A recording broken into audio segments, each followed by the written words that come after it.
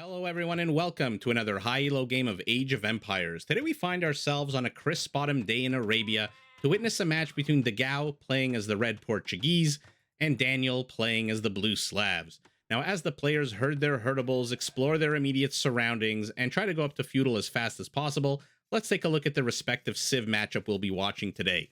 The Portuguese, a civilization that in my opinion does basically everything it can to push land-based players into late game gunpowder. Now, it does this through a number of different ways.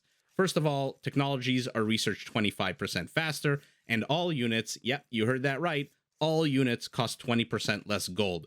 Their unique unit is the organ gun, which is a siege weapon that fires 5 bullets all at once, but only the first one does maximum damage. I believe the other 4 bullets deal 2 damage only. Now, one cool update to the Portuguese that happened in the patch that came out I believe a week ago or several days ago, is foragers now also generate wood. What that means for the opening meta of the game is instead of building a lumber camp, let's take a look at the Slavic player for a second. You'll see that the Slavic player should build a lumber camp first. There you go. Instead of doing that, Portuguese players build their 2 houses and then a mill, which leaves their wood at 50. Now, once the mill completes and the foragers start working, they automatically, take a look at the top left of your screen, start generating lumber/wood as well. And once that hits 100, you'll see dogao will most likely plop down a lumber camp. So the build order to start with Portuguese has changed a little bit as a result of this new patch. We'll see whether players decide to adopt this new meta moving forward, or whether or not they'll go back to the original lumber camp, then mill opening. Now, I see organ guns in almost every Portuguese game that I've watched and casted, so I do expect to see them in this game if it gets to Castle Age or Imperial. And if that happens, the Portuguese have another upgrade that their gunpowder units become much more accurate and fire much faster. So, because gunpowder units are very gold intensive, the reduced gold cost, the quicker technology upgrades, and the gunpowder upgrade that makes them fire more accurately and faster allows the Portuguese to mass huge amounts of gunpowder units if the game gets into late game, meaning mid-Castle Age to Imperial. We'll see if that happens here, or whether or not dogao will adopt a different strategy. I don't want to predict too much what's going to happen, but that's the new, I shouldn't say new, that's the meta for the Portuguese at the moment, with the one new change that's happened with the latest patch. So right now he's getting up to 90 wood. When he gets to 100, I'll zoom back into his base. Actually, I'll keep an eye out on his base for now, since he's already at 96, 97, and he'll most likely build a lumber camp once he hits 100. I say that, of course, and he does not. There we go. Okay, so the meta has changed a little bit. I don't know if it's more efficient. I leave it up to the more professional, higher elo players to determine based on build order whether it actually gives them any kind of advantage or not. For now, though, let's keep going with the civ review. The Slavs, in my opinion, one of the weakest bonuses and civ features in the game. They are an infantry/siege civilization with a weak archer line and a mediocre cavalry line. Now, I only say mediocre instead of terrible because they do get bloodlines and husbandry, as well as all 6 upgrades. Now, they do have a couple of very decent civ features. Their farmers work a tiny bit faster, their siege units cost less, and they get supplies for free. So their militia line from the beginning does cost a lot less food automatically. In terms of Castle Age upgrades, they can replace 40% of their castle cost with wood. So instead of costing 650 stone, a castle will cost approximately 400 stone and 250 wood. And by the way, this also affects towers, so towers become less stone intensive and more wood intensive. Now, this might be a fantastic tech until you realize that they actually have to build a castle first, so they still does cost them 650 stone in order to research this upgrade. Their second upgrade, which they can get in Imperial, gives their infantry trample damage, which is super cool. So if we do get into Imperial Age in this game, I do hope we get to see infantry with trample damage. Always fun to watch. Now, one very cool feature that the Slav players do get is these structures. Military structures. We're talking barracks, stables, archery ranges, siege workshops. do give them 5 population rooms. So it is a civilization that does lend itself to an earlier game rush because players don't have to build houses as much. That being said, houses cost 25 wood, barracks, etc. do not. So they are much more expensive, and whether or not you decide to use them for population space, I leave it up to you to decide.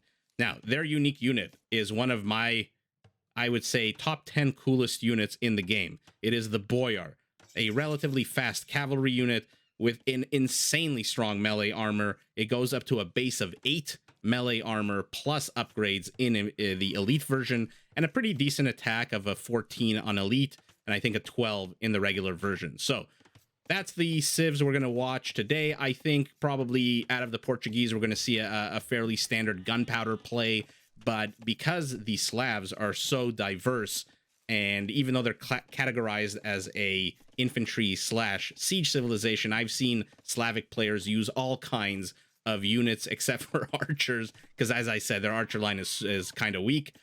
I don't know what to expect out of Daniel here, so let's watch. As I was rambling, both players are now in feudal at the 10-minute mark of the game.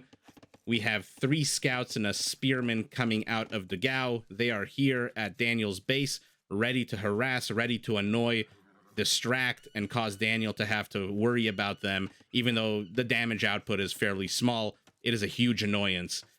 In response, Daniel has the exact same army. 3 scouts, 1 spearman, and 23 villagers. So at the 11-minute mark of the game, both players are sitting at the exact same positions with the exact same armies and the exact same villager count.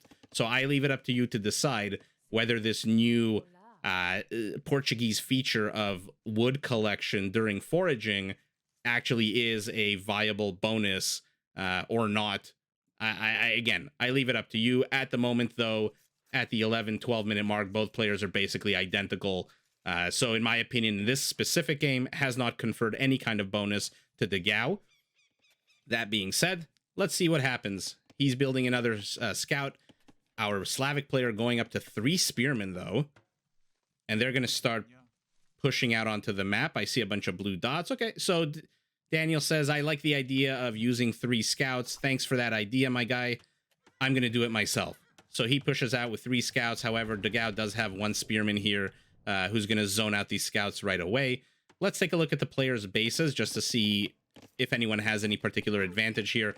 Dogao's base is fairly open. I mean, he can wall the top left, and that's basically it. His southern portion of the map of his base is completely open, as is the eastern portion. Man, is it open. Daniel sitting in the exact same. He can wall off, or try to wall off, portions of the southern base, but his entire north is completely open. So both players equally disadvantaged at the moment. Small scuffle happening in front of Dogao's base. Dogao actually taking a terrible fight there. Okay. The parties disengage, and Daniel continues his scouting. Let's see what he's seen of Dogao's base. So he's seen the wall to the south, which is this part. Now he's going to find the wall to the southeast, which is not complete. I mean, he can attack this villager instead of trying to attack. Dogao wisely and very quickly walls himself in and protects his villager from any kind of murder. But wow, what an undertaking here to wall off this entire section of this map. I mean, dogao is undertaking a massive, massive construction project. Not to be outdone, Daniel has done the exact same thing. I like this little wall off here of houses. So if you take a look at the map, I'm going to zoom out. Daniel has cut off a giant chunk of this map. Dogao, not to be outdone, has cut off an even bigger part of this map. I mean, in theory, this is fine. In practice, I mean, what will dogao do if this part is attacked? Where is the villager going to come from? From this farm? I mean, by the time she gets to this wall section, that wall is going to be down. So I question whether or not these kinds of giant wall-offs and chunks of the map are even viable. That being said, these are the players. These are their decisions. I'm just here to cast. And he's continuing to wall. Okay, so he shoot off Daniel's aggression. Both players trying to get the fast castle. Daniel's sitting on a 50 food away from going up. Dogao 100 food away from going up. So great, we're going to get to see a 20-minute castle here. This is going to be a lot of fun. I expect a lot of aggression out of these players. I wonder if this is a full wall-off. I mean, there's a tree here. There's a house here. Okay, yeah, no, there's a bamboo. One shoot of bamboo is all that stands between the red Portuguese hordes and Daniel's base. So Daniel is now going up to castle 30 seconds ahead of our red Portuguese player. So we'll see what he can do with a 30-second advantage. I don't expect too much, just by virtue of the fact that he is playing somebody with a 2600 elo. Not that his elo is terrible. It's 2500. So both of these players are experienced enough and strong enough with their skill level and micro that a 30-second advantage in castle is not really going to do much, especially since dogao has not exerted himself, or rather Daniel has not exerted himself onto the map with any kind of structures. I mean, if there was an archery range or a stable or a barracks or a siege workshop potentially here, or villagers being sent here, I would say he's going to use his time advantage well, but I don't see any move out from any villagers for now. So he's going to probably just continue building villagers, although we'll see what he actually does. For now, both players out on the map. Look at this three-way action here. Wow, this tiger is actually going to have the most kill. Look at that. He's got 1 kill. When's the last time you saw a kill count on a tiger? Oh, Lord. Okay, Tony the tiger he's out for blood. He has tasted flesh, and he is on the hunt. This spearman has to run away. They seem like they're moving at the same pace. No, tiger's slower. Okay. dogao brings 3 scouts. Tony the tiger is not long for this world. Oh, apologies for that. I was trying to get the scout cavalry. 3 town centers going down for our Slav. Not a super big fan of this location. This location's fantastic. Gives him access to the stone. Lots of room for farms. This town center, I mean, tell me what you think. Would he have been better served placing it outside here next to the gold? I mean, it does expose it. It is an easier target for dogao to attack, but it would have given him much more access to gold.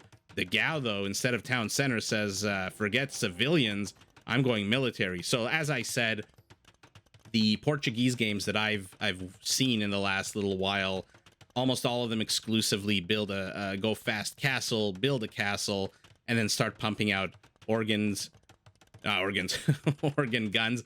Okay. Monk play from our blue Slav. Is he going to collect relics? Let's see what he's seen. So he's seen 1 relic, 2 relic, 3 relics, 4 relics, and the 5th one in the middle. Okay, so he's seen all 5. Let's see if he collects them all.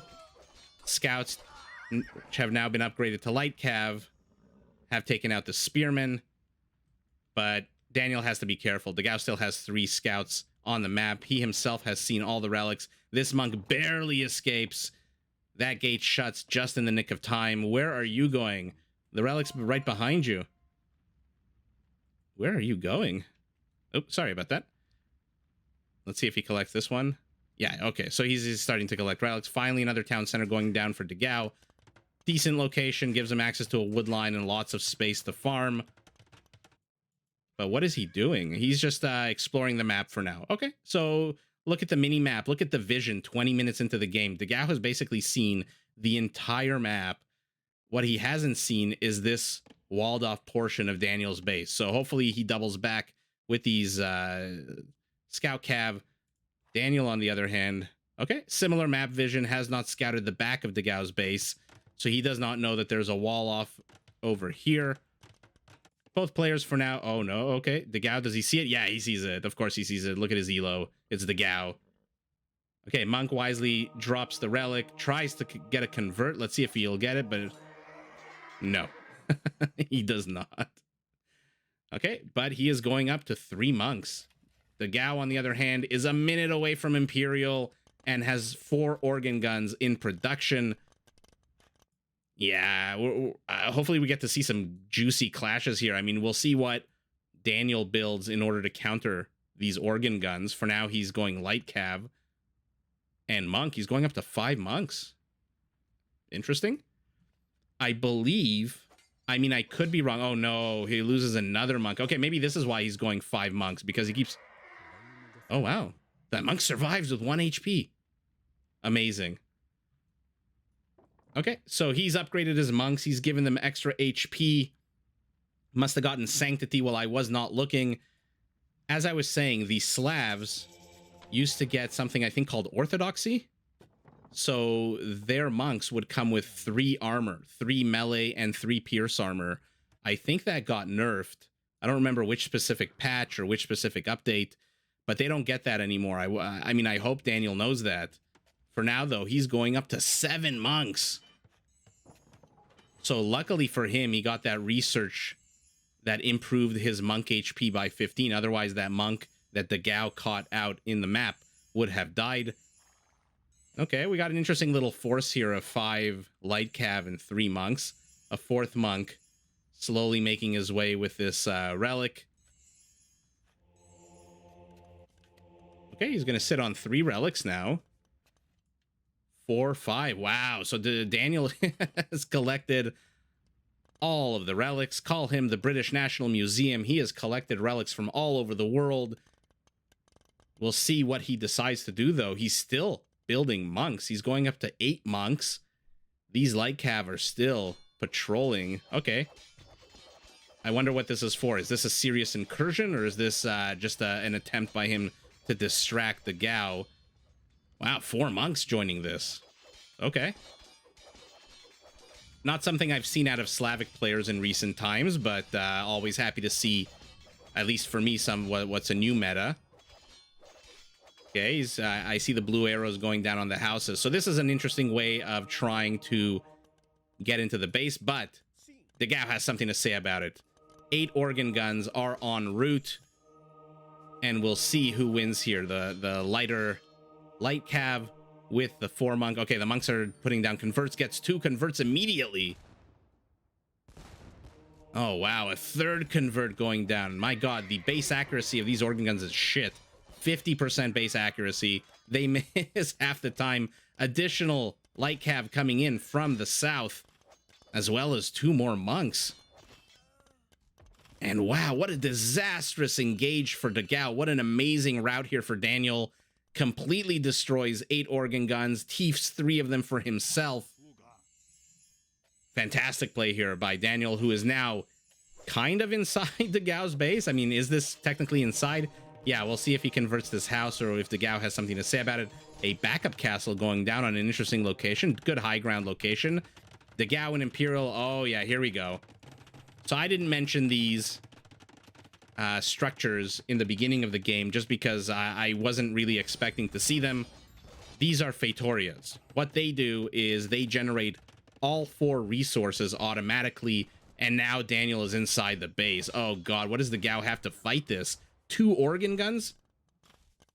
If this castle wasn't here, you think this would probably be GG, no? I mean, what the hell are 2 organ guns going to do against all these light cavs?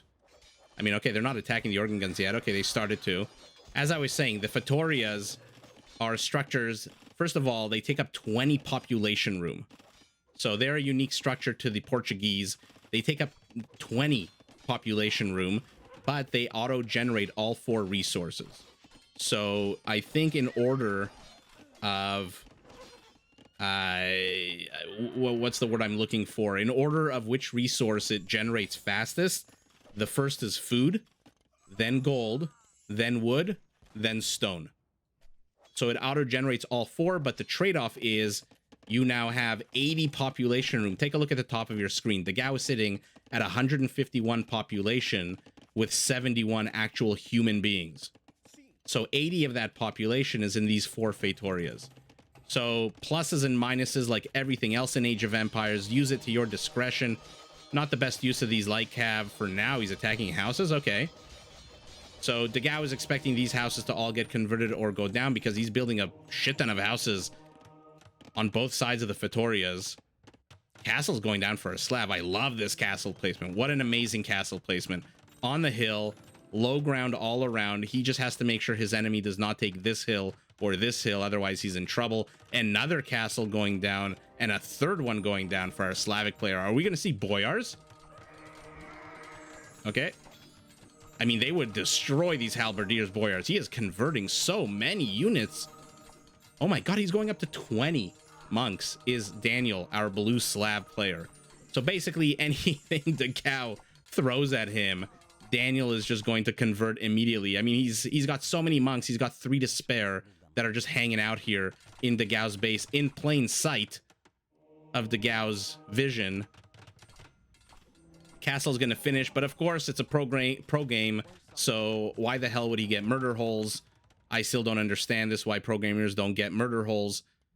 But look at this. I mean, did you think you'd see roving bands of monks just out on the map? Look at this. 4 monks ready to cause some shit here, ready to disturb over here, ready to convert houses over here. Yeah, he's now sitting at 17 monks. He's 50 seconds away from Imperial. He's getting squires. Okay, are we going to see infantry?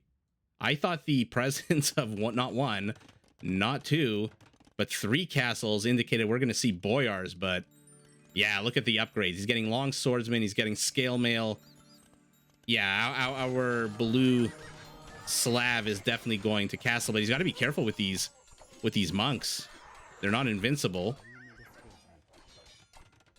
3, 2, 1, boom. Daniel is in Imperial. Dogao, good forward castle here. Love this placement. No high ground anywhere around except for this hill here. Possibly this one here, but less likely. So he's going to start pummeling away at this castle. Let's see if there's any extra damage.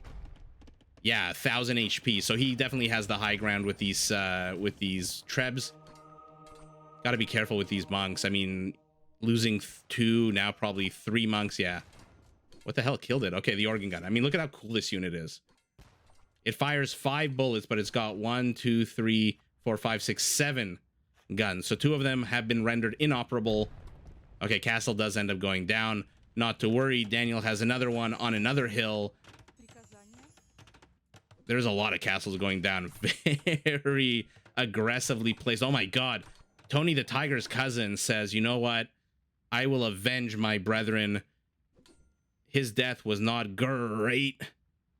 I am going to attack. Let's see who wins this. I mean, obviously we know who wins this, but poor Tiger. He's just being himself. He's doing what tigers do, which is attacking innocent people who are just looking to build town centers. But here comes Red with his halberdier / organ gun army. What is this? Theocracy? Okay, I don't see that upgrade every day. Basically what that means is if 5 monks convert a unit, 4 of them still retain their faith, and so they can cast their spells right away. Only 1 monk has to regenerate the faith, which is a very cool update. You don't really see that that frequently. Champions coming. Okay, so while I was yammering on about Tony the Tiger, our blue Slav player has made a complete shift to infantry. These infantry are now inside Dagao's base. They attack on a 16, defend on a 4 and a 5. A backup castle going down. My god, how many castles has our Slavic player built? Oh, we can see why. His castles are falling everywhere. Let's take a look at the action here. Very forward castle by Daniel. 2 trebs. 17 swordsmen who are going to be champions any second now. But Dagao is not sitting idly by. He's bringing his trebs. What is he going to attack with these? The lumber camp? Oh no. Okay, never mind. Okay. Out of the periphery of my eye, I completely missed the castle that I was commenting on before. I mean, fantastic placement, has the high ground, so the damage should be lessened.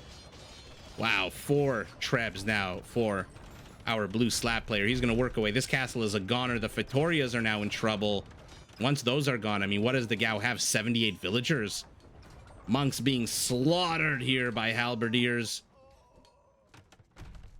This castle still stands. This castle falls. Now we've got 5 trebs. Champions ransacking the town center, killing organ guns, killing civilians. They don't care about the UN Geneva Convention. These civilians are goners. Wow, okay, action everywhere on the map. A university going down at the 41-minute mark. And we'll see what Daniel can accomplish here. I mean, yeah, these champions are going to shred through. Look at their attack. They attack on a 17. Organ guns are going to try to stop them, and pretty good unit to stop them, but not when you have 1 organ gun against 6 or 7. Dogao says, fuck this blacksmith in particular. And now he's laying siege to Daniel's forward castle. Daniel building a very aggressive mill, very optimistic mill. As I said, these organ guns should counter the champions in the good amount of quantities, in the proper amount of quantities. This castle is also not long for this world, with 3 trebs gunning it down and no villagers repairing it.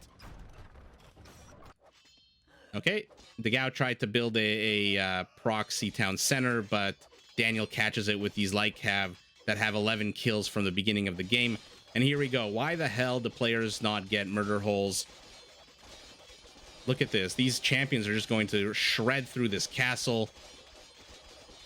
At the same time, Daniel only has 1 treb left.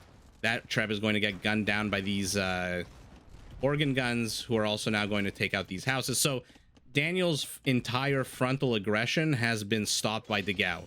The problem for dogao is he has a temporary reprieve, but 29 champions are en route, and he does not have murder holes. Okay, Daniel getting a whole bunch of upgrades. Hussar, chemistry. Dogao is not upgrading units at all. He is furiously producing organ guns. Another castle going down for him. Madness everywhere. I see a big blob of blue. Oh my goodness. What is this? 22 more champions are on their way. Dogao will only see half of them here. Good luck, halberdiers. You are going to get slaughtered. You're going to tickle away HP. Oh god, dogao must be looking at this and saying, what the hell? I had halberdiers. I thought you were going... Okay, this is going to be a slaughter here by our blue Slav, who, by the way, is researching Druzhina, which gives these infantry trample damage. So these are going to be super, incredibly OP strong units. He is going up to 65 champions. I mean, no, you're not watching a Goth player. You are watching Daniel as he plays the Slavic civilization. Okay, dogao with a little tiny counterattack of 3. Okay, I was going to say 3 organ guns that are not going to accomplish anything, but my lord, did Daniel put the pedal to the metal in terms of infantry. A Hussar coming out as well. He was going up to 16. Where are the other Hussars? Okay, so they were starting to stream across the map. He's got 3 trebs. Let's take a look at army composition of what's left for dogao. 8 halbs and 9 organ guns. Are these elite? They are. Their attack is massive, 20. But again, their base accuracy is terrible. And why did he not get murder holes? I mean, it's such a cheap upgrade. I still don't understand. Another castle going down for Daniel on yet another hill. Call him Romulus, call him Remus. He is building on a town, a castle on every hill he can find. And yeah, he just ended up just swarming dogao here, who had to rebuild his Fittorias. So he's sitting on 80 population room that he cannot use for military. He's at 140 pop with 18 military. So that's the pluses and minuses, I guess, of using a Fittoria. Is you save on villager, but man, does it eat up your population room. Let's take a look. 79 halbs, nothing to write home about, but 143 champions. Peak APM here goes to dogao at 144. Let's look at the murder rate. 174 killed by dogao, 160 almost by Daniel.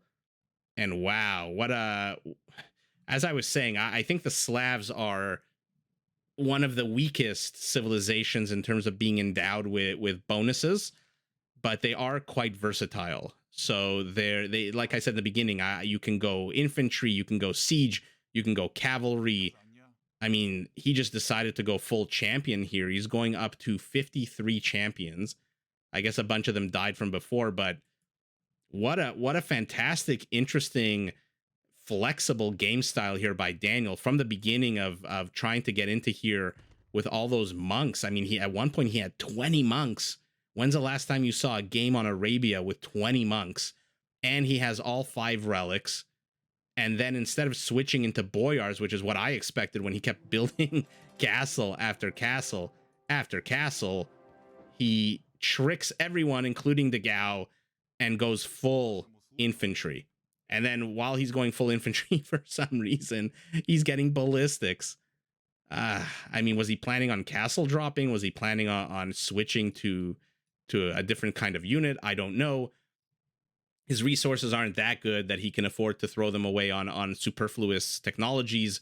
That being said, whether or not it's superfluous doesn't really matter because he did get the W at the end of the day. What a hard fought game for him though. Dogao really did put up a fight.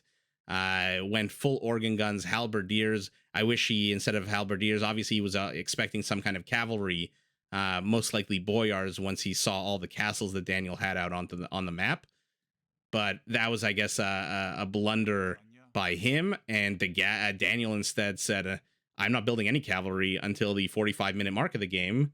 I'm going champions. So good luck with your halbs. My champions that attack on a 17 and defend on a 4 are going to shred your unit that attacks on a 10 and defends on a 3 that has 60 HP to my 70. So overall, what a hard-fought game. A lot of action. Very cool to see mass monks, mass champions, and GG to both players. Did you enjoy this video? Check out these other clips and make sure to subscribe and enable notifications so that you're notified of my latest uploads.